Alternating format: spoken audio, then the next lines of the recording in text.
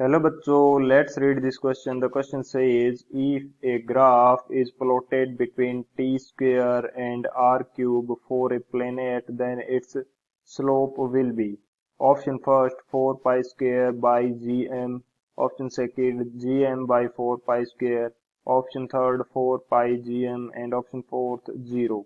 तो इस क्वेश्चन के अंदर हमसे बोला गया है कि यदि टाइम पीरियड की स्क्वायर एंड जो डिस्टेंस है या रेडियस की क्यूब है इसके बीच में ग्राफ खींचा जाए तो इसकी स्लोप क्या होगी। बात करते हैं की कंसेप्ट की यदि बात की जाए तो इस क्वेश्चन के लिए जो की कंसेप्ट हम यूज करेंगे ये हमारे पास एक तो हो जाएगा ऑर्बिटल वेलोसिटी का फॉर्मूला एंड एक हमारे पास हो जाएगा टाइम पीरियड का फॉर्मूला एंड इन दोनों से हम जो टाइम पीरियड का एग्जैक्ट फॉर्मूला है ये फाइंड आउट करेंगे एंड उसके बाद में देखेंगे कि ग्राफ किस प्रकार का बनता है।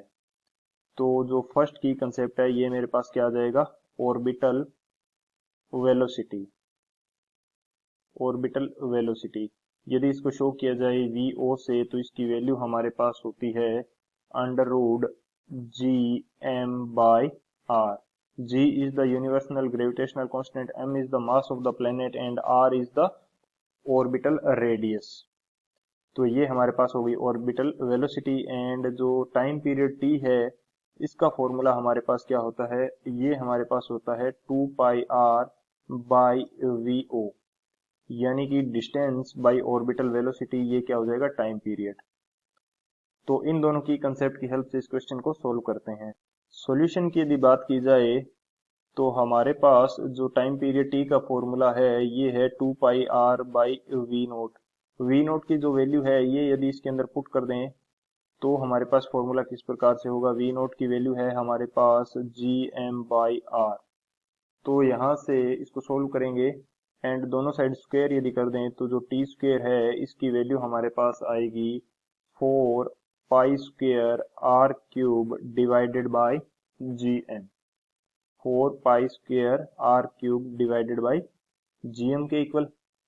एंड यदि इसको थोड़ा रीअरेंज करके लिखा जाए तो ये हमारे पास हो जाएगा 4 pi square divided by G M into R cube, यानी कि जो T square and R cube है ये हमारे पास डायरेक्टली प्रोपोर्शनल है।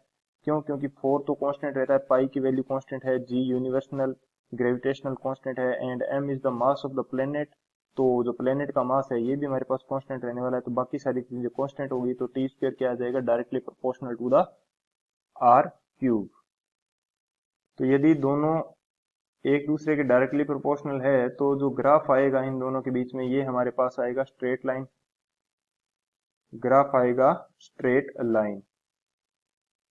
तो स्ट्रेट लाइन ग्राफ के लिए जो इक्वेशन होती है y which is equal to m x plus C.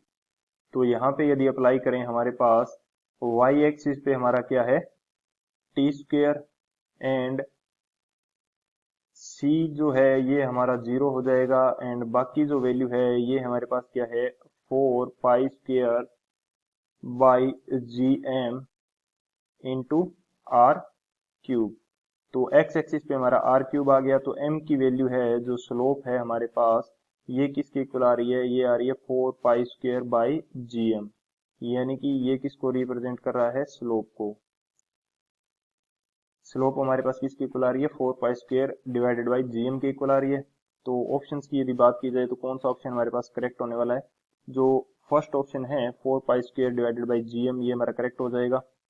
So option first is the final answer. I hope you understood it well. Best of luck. Thank you.